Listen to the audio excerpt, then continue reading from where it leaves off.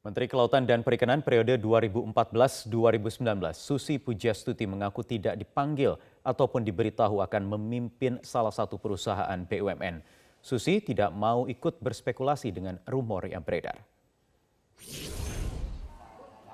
Hal ini diklarifikasi oleh Susi Pujiastuti saat menjadi narasumber di sebuah diskusi yang bertema ekonomi Indonesia di bawah Kabinet Indonesia Maju di Jakarta.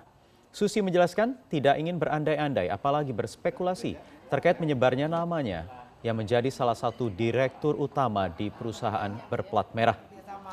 Sebelumnya beredar rumor bahwa posisi direktur utama di sejumlah perusahaan BUMN akan ditempati oleh mantan Menteri Kabinet Kerja periode lalu. Selain nama Susi, muncul nama mantan Menteri ESDM Ignatius Jonan dan juga mantan Menkominfo Rudiantara. Susi sendiri dikabarkan akan menempati jabatan sebagai bos perusahaan perikanan milik BUMN. Namun, usai diskusi maupun sesaat diskusi, Susi tetap bersikukuh tidak mau berspekulasi.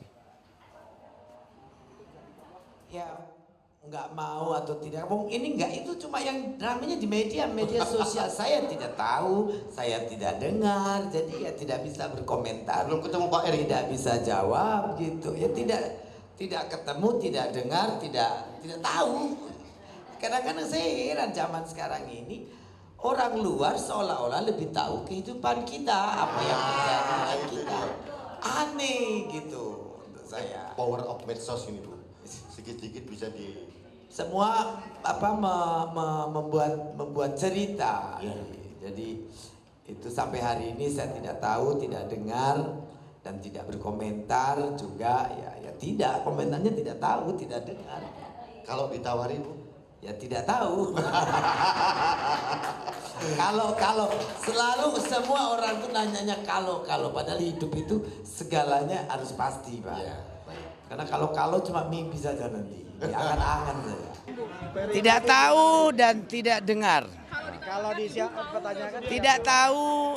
Tidak tahu itu kenapa nih Bu? Ya, saya tidak tahu dan tidak dengar. siap nggak Bu kalau misalnya diminta? Tidak tahu dan tidak Negara dengar. memanggil